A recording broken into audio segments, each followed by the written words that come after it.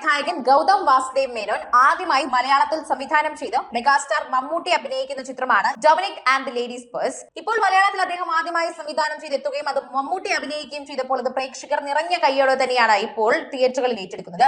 തമിഴിൽ വലിയ ചർച്ചയായ തുപ്പരിവാളൻ പോലെയാണ് പ്രേക്ഷകരെ ത്രില്ലടിപ്പിക്കുന്ന സിനിമ ഡൊമിനിക് എന്ന് പറയുന്നു. വിശാൽ അഭിനയിച്ച തുപ്പരിവാളൻ തന്നെ വലിയൊരു ത്രില്ലർ സിനിമ ഡാർക്ക് മൂഡിലൂടെ കൊണ്ടുപോകുന്നുണ്ട്.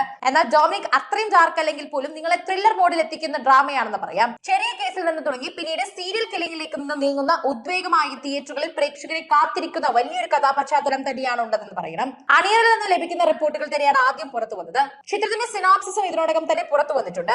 അപ്പോൾ തന്നെ കൈയടിച്ചുകൊണ്ട് പ്രേക്ഷകർ എടുക്കുന്നുണ്ട്. എന്നാൽ കേരളത്തിൽ നിന്ന് സമ്മിശ്ര പ്രതികരണമാണോ ഈ ചിത്രത്തിന് കിട്ടിയതെന്നും ചോദിക്കേണ്ട കാര്യമുണ്ട്. മമ്മൂട്ടി അവതരിപ്പിക്കുന്ന ഡൊമിനിക് എന്ന കഥാപാത്രം ഒരു പ്രൈവറ്റ് ഡിറ്റക്റ്റീവ് ആയിട്ടാണ് എത്തുന്നത്. മുൻപ് പോലീസ് ഉദ്യോഗസ്ഥനായിരുന്നു ഇയാൾ. പ്രൈവറ്റ് ഡിറ്റക്റ്റീവ് എന്ന നിലയിൽ ചെറിയ മോഷണ കേസുകൾ മുതൽ വലിയ തട്ടിപ്പുകൾ വരെ ഡൊമിനിക്കിന്റെ അന്വേഷണ പരിധിയിൽ വരും. അതിനിടയിൽ ഒരു ലേഡീസ് പേഴ്സുമായി തന്നെ ബന്ധപ്പെട്ട അന്വേഷണത്തിലേക്ക് ഡൊമിനിക് എത്തുന്നതും പിന്നീട് ഉണ്ടാകുന്ന കാര്യങ്ങളുമാണ് സിനിമയിൽ കാണിക്കുന്നത്. കളഞ്ഞു കിട്ടുന്ന ലേഡീസ് പേഴ്സിന് ഉടമ ആരാണെന്ന് അന്വേഷിക്കുക മാത്രമായിരുന്നു ഡൊമിനിക്കിന്റെ ജോലി. രസകരമായ രീതിയിലാണ് ഈ അന്വേഷണത്തിന്റെ ആദ്യഘട്ടം പോകുന്നതും. എന്നാൽ പിന്നീട് ഈ പേഴ്സിനെ ചുറ്റിപ്പറ്റി ഒട്ടേറെ ദുരൂഹതകൾ ഉണ്ടാകുന്നു. ഈ ദുരൂഹതകൾ നീക്കാനുള്ള ഡൊമിനിക്കിന്റെ അന്വേഷണമാണ് സിനിമയുടെ പ്രധാന പ്രമേയമായി തന്നെ പറയുന്നതും കഥാപശ്ചാത്തലം ഇതിനുശേഷമാണ് മുന്നോട്ട് പോകുന്നതും ഇവിടം തൊട്ടാണ് സിനിമ തുടങ്ങുന്നതെന്നും പറയുന്നു.